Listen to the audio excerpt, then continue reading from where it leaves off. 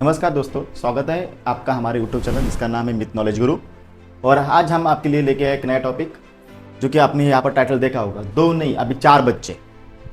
हम दो, हमारे दो नहीं अभी, हम दो हमारे चार। मतलब पैदा करो और सरकार की तरफ से फायदा।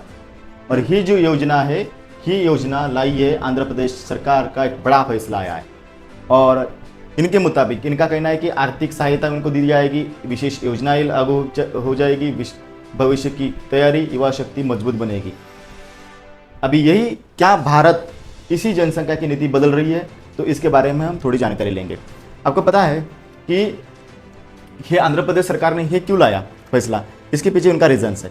उनका ये कहना है कि अभी जो आबादी है वो आबादी ज़्यादातर युवा वाली आबादी नहीं है, और अभी आगे जाके जो आबादी होगी उम्रदराज आबादी होगी। और इससे क्या होगा, हमारी जो सरकार है उसके लिए और उसके प्रोग्रेस के लिए, उसकी विकसित भारत के लिए एक युवा पीढ़ी बहुत कम हो जाएगी। और इसीलिए उन्होंने एक नया फैसला लिया है, हम दो हमारे चार। अभी इसी रिगार्डिंग हमें एग्जाम में किस तरह से क्वेश्चन पूछा जा सकता है, हम दो हमारे दो, ये नारा कब का है, इसके बारे में हम थोड़ी जानकारी लेंगे। ये यूपीएससी के नोट्स है, यहाँ पर हमने दिया कि हम दो हमारे दो नारा, हम दो हमारे दो, ये भारत सरकार का लोकप्रिय नारा था। और ये नारा परिवार नियोजन यानी फैमिली प्लानिंग का नारा था। इसका उद्देश्य था जनसंख्या की वृद्धि यानी नियंत्रित करना था। और भारत की जनसंख्या नीति की जो टाइमलाइन है, 1952 में भारत दुनिया का पहला देश बना जिसने नेशनल फैमिली प्लानिंग प्रोग्राम शुरू किया था 1952 में। उसके बाद 1970s में छोटे परिवार को बढ़ावा देने के लिए हम दो हमारे दो का नारा लोकप्रिय हुआ। और इसमें स्पेशली ज़्यादा फेमस हुआ नसबंदी अभियान भी चलाया गया, वो ज़्यादा उस समय ज़्यादा चर्चा में रहा। उसके बाद 2000 में भारत ने नेशनल पॉपुलेशन पॉलिसी यानी एनपीपी लागू की, और उनका मुख्य उद्देश्य था कि जनसंख्या के स्थिरीकरण, मातृ एवं शिशु स्वास्थ्य सुधार और टोटल फर्टिलिटी रेट का कम करना है उस भारत जनसंख्या नीति के अंडर आता है।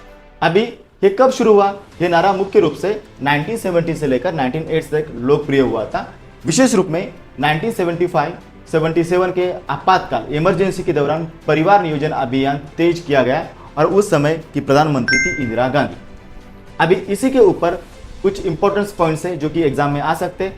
मतलब वाई फैमिली प्लानिंग क्यों की गई, क्योंकि उस समय आबादी यानी जनसंख्या बहुत बड़ी थी, गरीबी कम करना एक सरकार के सामने एक बड़ा उद्देश्य था। साथ ही साथ संसाधनों पर दबाव कम करना, बेहतर शिक्षा देना और स्वास्थ्य प्रोवाइड करना, रोजगार का संतुलन, इसीलिए फैमिली प्लानिंग की गई थी। वो 1977-75 की बात है। अभी अगर वर्तमान स्थिति की बात करें, अब कुछ राज्यों में कम होती जन्म दर और बढ़ती बुजुर्ग आबादी चिंता का विषय बन रहा है। इसलिए कुछ राज्यों में अधिक बच्चों के लिए प्रोत्साहन योजना पर विचार कर रहे हैं। उदाहरण के तौर पर अभी हमने देखा कि एन चंद्रबाबू नायडू द्वारा जन्म दर बढ़ाने पर बयान चर्चा में जारी है, उसके बारे में हमें चर्चा की। और ये एग्जाम में इसी पॉइंट को लेकर क्वेश्चन किस तरह से आ सकता है, इसके बारे में हमने चर्चा की। आपको ये वीडियो कैसा लगा, आप हमें कमेंट करके ज़रूर बताइएगा। लाइक करो, शेयर करो और सब्सक्राइब करना ना भूलना। थैंक यू, धन्यवाद।